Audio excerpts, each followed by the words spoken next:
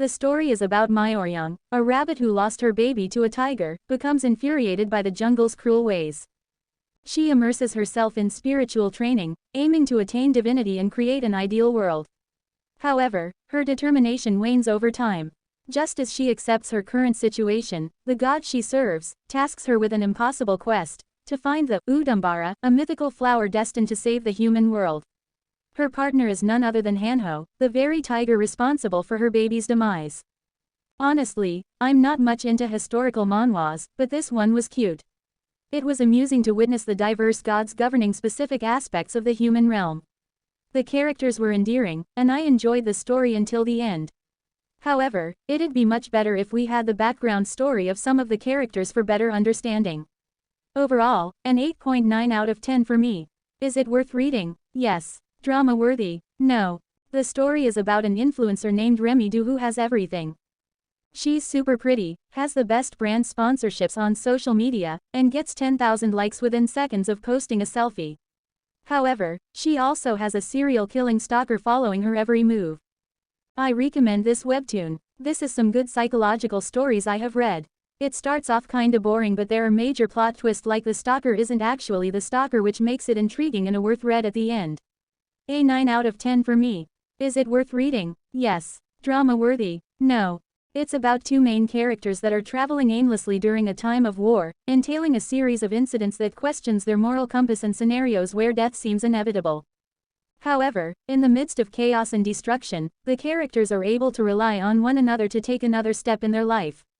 It warmed my heart seeing two individuals, despite the circumstances, being able to find joy and happiness in one another and strongly moving forward together. This story is truly incredible. In just 21 short chapters, it has so much to offer. This webtoon is undoubtedly one of the saddest and most emotional stories I have ever read, and not to mention the very interesting and strong message that the author wanted to pass on to readers. An 8.5 out of 10 for me. Is it worth reading? Yes. Drama-worthy? No. Unknown Caller is a horror compilation with stories from various well-known Korean creators. These stories use augmented reality to reveal the eerie creatures that haunt you. This webtoon consists of 3 short stories that are meant to scare you with really cool effects. I found the effects to be creepy. Especially the third one had a lasting impact on me, which I found really cool. And if you're a fan of horror, I definitely recommend you reading it alone in a dark room.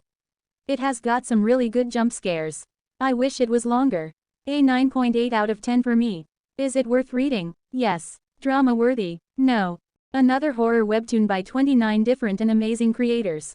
I just loved how every single episode is a different horror story illustrated and created by different authors.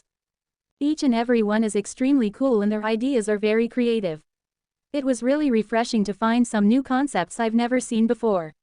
Not only is each story so interesting, the art is also amazing. All of them have such different styles. You'd never get bored, and if you're brave enough, you'll keep scrolling. I'd highly recommend it. A 9.7 out of 10 for me. Is it worth reading? Yes. Drama-worthy? No. An interesting horror webtoon by A. Razan follows 6 high school friends who receive an invitation from a mysterious figure to visit the new Gremoryland theme park. They are transported to the park entrance without clear instructions except to navigate through it. They soon encounter chilling experiences. Initially perceived as harmless fun, the situation takes a grim turn when they unwittingly violate rules, leading to the death of some. The rides delve into their personal traumas, compelling the friends to escape out of the eerie events. Amidst this, the narrative shifts to an adult searching for the missing group, intertwined with her quest to solve her daughter's murder. Clues suggest the group's involvement. The story moves back to the friends, ending on an unsettling cliffhanger with eerie revelations. Despite some confusion, the intriguing plot, amazing art style, and overall storyline made it an enjoyable read. A 9 out of 10 for me. Is it worth reading? Yes. Drama-worthy? No. The manhwa tells us a story of a girl, Yesul Kim, from photography major. All her life, she's been focused on studying without worrying too much about her appearance. Upon entering college, her family is bugging her to do some makeover to have a love life. Yesul is inspired by Hee-won-ju, the campus crush, due to her pretty looks and intimidating personality. Tired of people bugging her, Yesul finally finds the courage to have a makeover and maybe get a chance to her crush, Sung Woo-yeon. However, her makeover goes south when her makeup artist makes fun of her, lowering her self-esteem. She unexpectedly receives a touch-up from Yoo Sung-cheon, a known makeup artist, to get back at the guy who did her makeup before. Meanwhile, Yoo Sung is looking for a model who will join him for a televised makeup show and tries to win Yesul to join him on the show. The story will lead you to uncover the stories between the characters and what they try to hide behind their makeup.